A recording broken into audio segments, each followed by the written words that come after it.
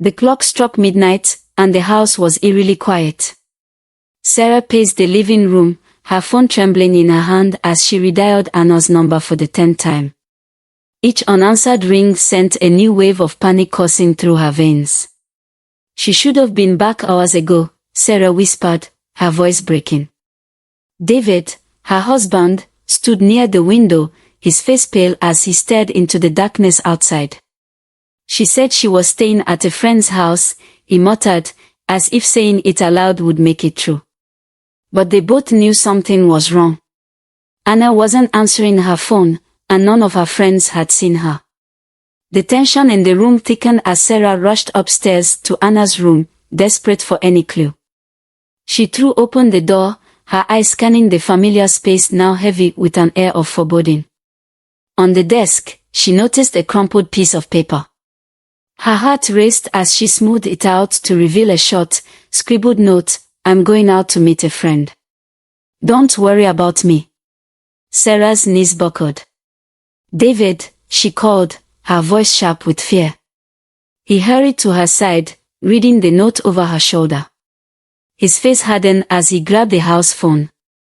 "We are calling the police." Moments later, an officer arrived, taking down their account. As they shared Anna's note and described her behavior over the past few weeks, Sarah's mind flashed to the late nights Anna spent on her laptop, her withdrawn demeanor, and the times Sarah had been too busy to ask, "Are you okay?" Now, with Anna missing, the weight of every ignored moment bore down on them. This wasn't just about a missing daughter, it was about all the signs they'd missed along the way. Anna sat at the edge of her bed, scrolling mindlessly through her phone. The room was silent except for the faint hum of her laptop on the desk, a constant companion in her otherwise lonely world. At 15, she was a bright, thoughtful teenager, but lately, something had changed. Her once bright smile had faded, and the sparkle in her eyes was replaced with a quiet melancholy. Her parents, Sarah and David, were hardworking professionals who loved her but were often too busy to notice the subtle shifts in her mood. Sarah worked long hours at a corporate job, while David ran his own business, both believing their sacrifices were for Anna's future. But their focus on work left her alone for most of the day, with little more than a plate of reheated food and her devices for company. At school, Anna wasn't unpopular, but she often felt out of place. She watched other girls laugh and chat in tight-knit groups, wondering why she couldn't seem to fit in. Her classmates were kind, but none of them truly understood her. She kept her thoughts to herself, bottling up her feelings and retreating into the digital world for solace. Her laptop became her escape. At first, it was innocent, watching makeup tutorials, reading stories, and scrolling through social media. But over time, she discovered chat rooms where strangers gathered to talk about life, dreams, and secrets. It felt exhilarating to share her thoughts without fear of judgment. One night, she received a private message from someone named Mike. His profile picture showed a kind-looking boy with a warm smile, and his first message was simple, "Hi, you seem nice. Want to chat?" Loneliness tugged at her heartstrings, and she replied. Over the following weeks, their conversations became her lifeline. Mike was attentive and charming, asking about her day, her feelings, and her dreams. He always seemed to say the right things, making her laugh and feel special in a way no one else had. She found herself checking her phone constantly, waiting for his next message. But there were small, strange moments that nagged at her. Mike would ask for her photos or hint at meeting in person, saying, "I just feel like I know you so well. Don't you feel the same?" At first, she hesitated, but his reassurances made her feel safe. "I'd never do anything to hurt you," he said. "You deserve to be treated like a queen." At home, Sarah and David noticed Anna becoming more withdrawn but chalked it up to teenage angst.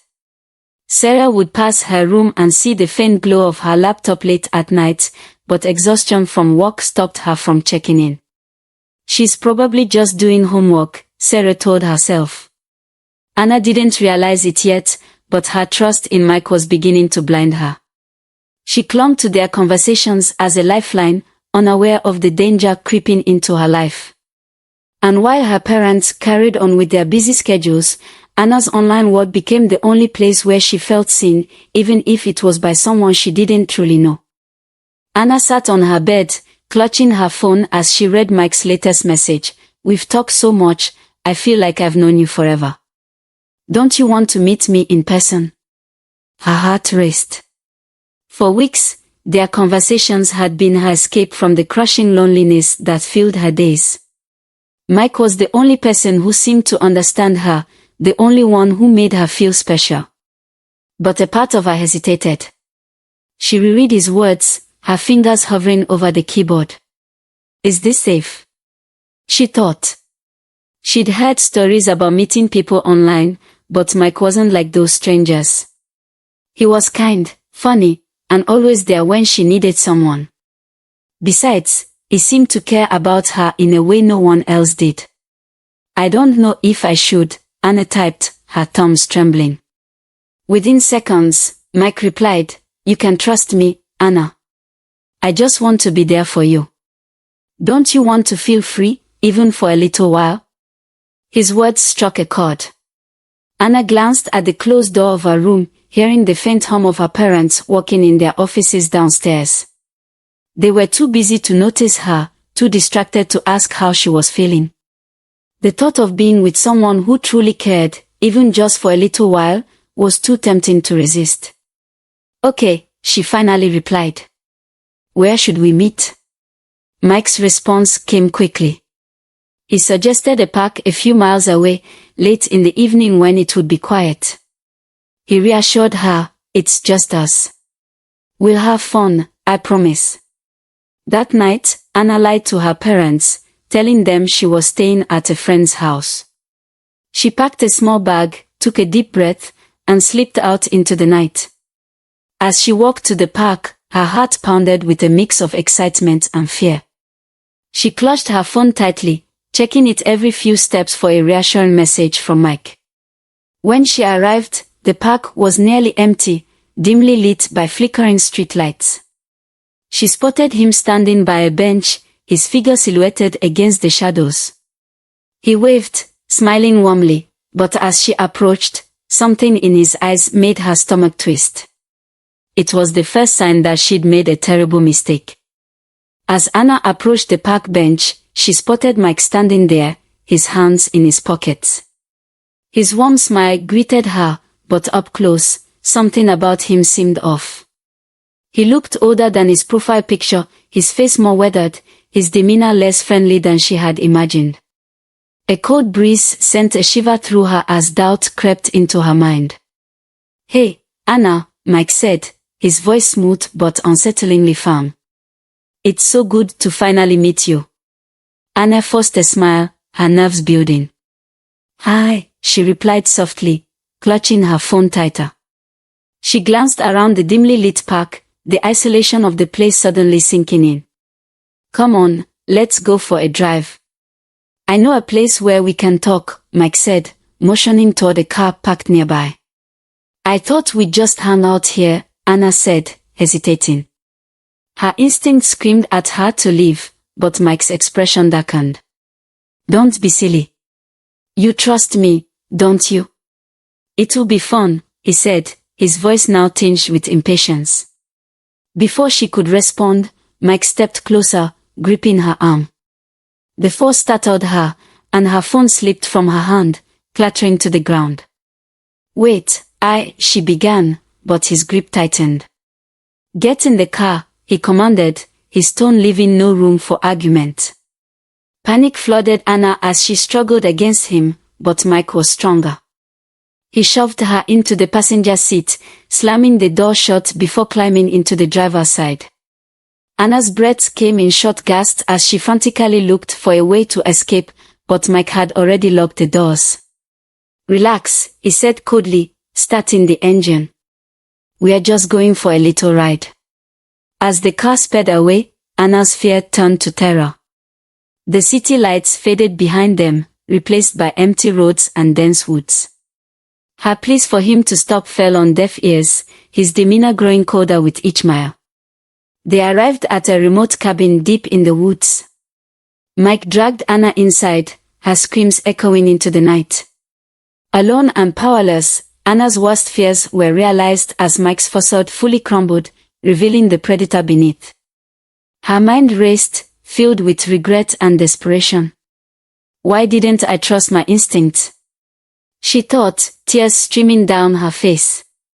She could only hope someone would notice she was missing and come to save her before it was too late.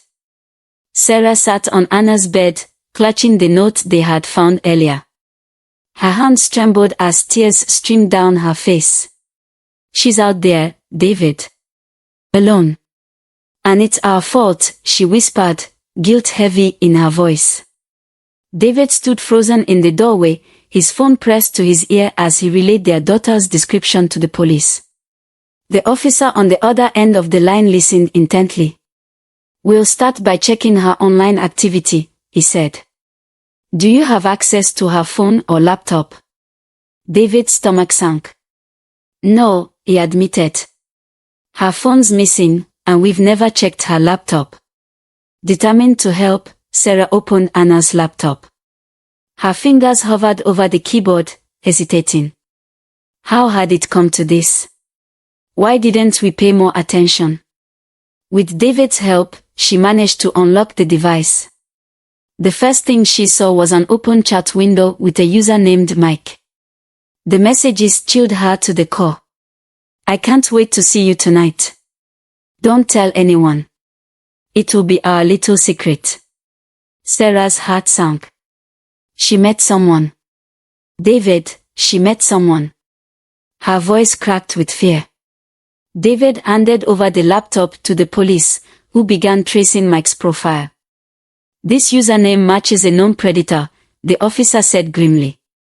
We'll do everything we can to find her. Hours turned into an agonizing eternity as the authorities tracked Mike's online activities. Meanwhile, Sarah and David were left to sit in helpless silence, replaying the last few weeks in their minds. The late nights Anna spent on her laptop, the distance in her eyes, her quiet pleas for attention, all the signs they had missed came crashing down.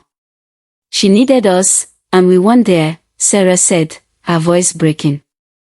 David reached for her hand, his own face etched with regret. We'll get her back, he promised. And we'll make it right. Finally, a lead came in. The police had tracked Mike's location to a remote area outside the city. We are moving in, the officer said. Sarah clung to David as they waited, hope mingled with fear. All they could do now was pray that they weren't too late.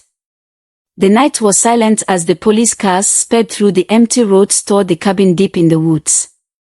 Sarah and David sat in one of the vehicles, clutching each other's hands, their hearts pounding. The officer driving spoke into his radio, coordinating with the team. We have the location confirmed. Approach quietly. As they neared the cabin, Sarah caught a glimpse of the dimly lit structure surrounded by towering trees. Her chest tightened. Please let her be okay, she prayed silently, holding back tears. The officers moved swiftly and silently, surrounding the cabin. One of them motioned for Sarah and David to stay in the car. We'll bring her out, he said firmly. With weapons drawn, they approached the door, the tension palpable in the cold night air. Inside, Anna sat trembling in a corner, her arms wrapped around her knees. Her captor, Mike, paced back and forth, muttering under his breath. She flinched as he turned toward her, but the sudden crash of the door being kicked open made them both freeze. Police! Hands up, an officer shouted as they stormed the room. Mike tried to flee but was quickly subdued and handcuffed. Anna's wide, tear-filled eyes darted toward the officers. It's okay, you're safe now, one of them said gently, reaching out to her. Moments later, Sarah and David rushed into the cabin. Anna! Sarah cried, wrapping her daughter in a tight embrace. Anna sobbed into her mother's shoulder, her body shaking. "I'm sorry," she whispered, her voice breaking. "I just wanted someone to care." David knelt beside them, his voice choked with emotion. "We are so sorry, Anna. We are here now, and we'll never let this happen again." For the first time in days, Anna felt safe. The first few days after Anna's rescue were a blur of emotions. The relief of having her back was overshadowed by the pain of seeing her so broken. Sarah and David watched helplessly as their once vibrant daughter retreated into silence, her eyes haunted by the trauma she had endured. She barely spoke, jumping at the slightest sound, her hands often trembling. Determined to help, Sarah and David arranged for Anna to meet with a counselor who specialized in trauma recovery. The first session was difficult. Anna sat in the chair, her arms wrapped tightly around herself, refusing to make eye contact. The counselor's gentle approach, however, slowly began to break through her walls. "It's okay to feel scared, Anna," she said softly. "But you're safe now, and we'll take this one step at a time." At home, Sarah and David also began taking steps to rebuild their relationship with Anna. They limited their work hours, dedicating their evenings to spending time as a family. Simple activities like cooking dinner together, playing board games, or just talking became a daily routine. At first, Anna was hesitant, but as the days passed, her guarded demeanor softened. One evening, as they sat around the table playing a game of cards, Anna spoke up. "Why didn't you notice?" she asked, her voice barely above a whisper. The question hung in the air, cutting through the fragile warmth that had been building. David set his cards down and looked her in the eye, his voice thick with guilt. "We failed you, Anna. We thought providing for you was enough, but we see now that it wasn't. We are so sorry." Tears welled in Anna's eyes, but this time, they weren't just tears of pain. "I needed you," she said quietly. "I needed someone to care." From that moment, the healing began in earnest. Sarah and David made it clear through their actions, not just words, that they would never let her feel alone again. Anna gradually regained her confidence, finding solace in her parents' newfound attention and love. Though the scars of her ordeal would take time to fade, the family's bond grew stronger with each passing day. They had learned the hard way that love and presence were the most important gifts they could give each other. Together, they vowed to never let silence or neglect come between them again.